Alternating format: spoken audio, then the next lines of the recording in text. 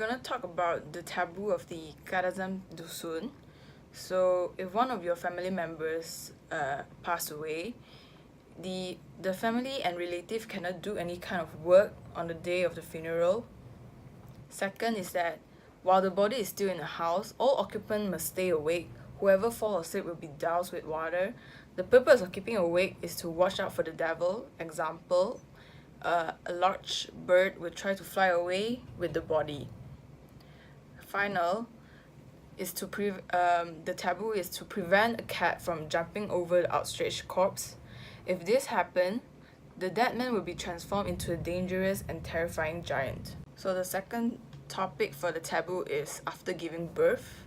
A mother cannot eat buffalo meat or she will age quickly. The second is they cannot wash her hair for 1 month. So they believe that it may cause them mentally impaired when they get older. Final is they do not cut their fingernails because the wind may come into her body and make her sick. During pregnancy, Kadazan people believe that wandering outside would cause children born to be ill with skin diseases or walk away from home. They also must not ridicule any animals or handicapped person, or the baby may be born to such traits. They also must not step over the rope to which a buffalo is tied, as the birth of the baby will be delayed 10 to 11 months. When it comes to the marriage, engaged couples must not cancel engagement. Otherwise, the one who cancels it needs to pay all or half amount of that have been discussed. Next, before the bride and groom are allowed to step inside the house, the host family, man or woman, would sing Selakohan Sinding, which is a song that Kadazan people would sing in order to welcome the bride.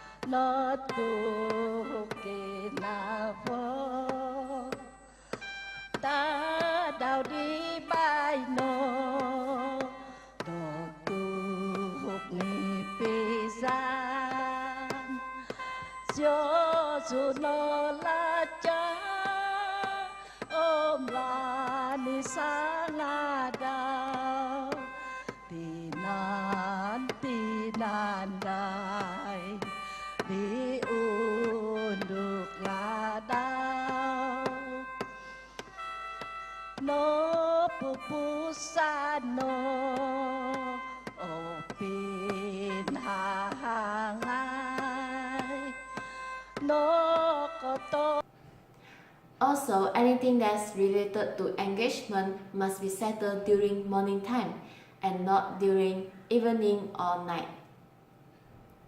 Engagement date is fixed by the agreement of both parties. The days are not in the odd number of odd and in a good month. Okay, so now I'm going to share about the convention education of Kadazan. Before independence, the British through the North Borneo Chartered Company made arrangement for the education of the young people of North Borneo. They had some successful with primary school education. They seem to have a preferential treatment for the children of village headmen, many of whom were Muslim. However, they did not make much headway with secondary school education. It was because of this that much of secondary school education was left to the Christian mission, particularly the Roman Catholic Church and the Anglican Church. Most of the young Kadazan boys and girls who went to school were educated at mission school, for schools such as Les Saints Secondary School and Saint Francis Convent School at Jerusalem, Saint Michael's School at Penambang, and Saint Mary's Secondary School at Sanakan. In the beginning, there were not many students. Parents, especially among the native, were not yet aware of the importance of education. Mission schools are still playing their roles as important educational institutions to this day. In 1994, a prominent Kadazan Dusun leader, Tan Sri Dato Sri Panglima Bernard G. Dombok, proposed to the federal government that the Kadazan Dusun language be taught in schools in Sabah. The syllabus takes into account other education emphases such as thinking skills, ICT skills, learning how to learn skills, multiple intelligences, values, and citizenship education. The Kadazan have responded positively to the Malaysian government effort to encourage education. This is because education can raise living standards by creating wider job opportunities. Consequently, many are able to read and write in both Malay and English. Children at the age of 6 are required to go to the elementary school and continue on to lower and upper secondary schools.